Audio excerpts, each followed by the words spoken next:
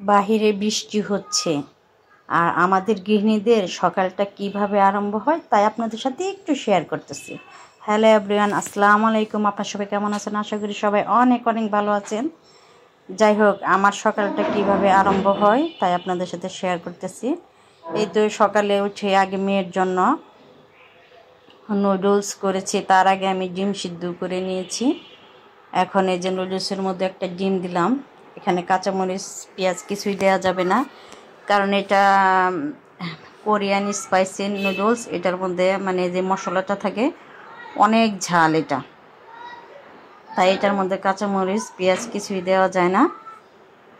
এই তো মেয়ের নুডলসটা হয়ে গেছে। গত রাতে পিৎজা খেয়েছিল, এই জন্য আর ক্ষুধা লেগেছে, তাই আগে মেয়ের জন্য নাস্তাটা রেডি করলাম। এই তো মেয়েকে খাবার দিলাম, মেয়ে খাবে। এখন এই যে চা বসিয়ে দিলাম, একটু খেজুরের গুড় দিলাম, আর এই যে ডিম সিদ্ধ করেছে। এখন এক ঝাঁকনিতে দেখবেন যে ডিম ছিলানো হয়ে যাবে। ম্যাজিক, মেয়েদের হাতে না ম্যাজিক আছে। এই তো বাহিরে এখনও বৃষ্টি হচ্ছে, এই যে দেখছেন ছিলানো হয়ে গেছে। কি সুন্দর টেকনিক না? এখন ওই যে 3 কাপ চা বানাবো, দুধ চা। দুধ দিয়ে দিলাম। আরে দুধ চা বানাতে গেলে যে কি পরিমাণ পাতি নষ্ট হয় মানে বলে বোঝানো যাবে না। জামাইয়ের পকেট একবার খালি হয়ে যায় চা খেতে খেতে। যাই হোক, এখন এত বেশি চা খায় না, এই জন্য চায়ের খরচটা একটু বেঁচে যায় আর কি। মাঝে মাঝে খাই, হয়তো 7 দিনে 1 দিন খাই। আগে তো প্রায় মানে 1 দিন 2 দিন পর পরে খাওয়া হতো। যাই হোক, চা বানাতে গিয়ে একটু সমস্যা হয়ে গেল, মানে পাতিগুলো পড়ে গেল। আবার এগুলোকে ভালোভাবে, 2টা ভালো ছিল, আর একটার মধ্যে ওই যে পাতি পড়ে গেছে। এখন এটা পরিষ্কার করে আবার চাগুলো আর একটু চুলায় দিয়ে গরম করে আবার ছেঁকে নিলাম।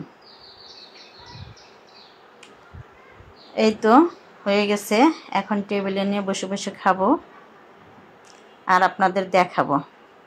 কি আপনাদের খেতে ইচ্ছে করতেছে না? আমার না কারো জিনিস খেতে দেখলেই সেটা শুধু খেতে ইচ্ছে করে। এই তো এই যে কলা ছিল, কলা দিয়ে মুড়ি দেখাবে, আর এই যে টোস্ট দিয়ে চা খাবো, এটা চিকন টোস্ট।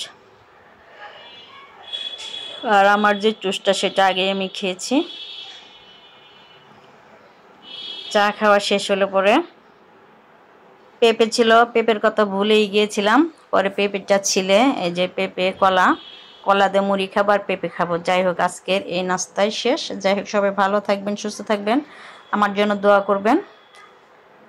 আল্লাহ হাফেজ।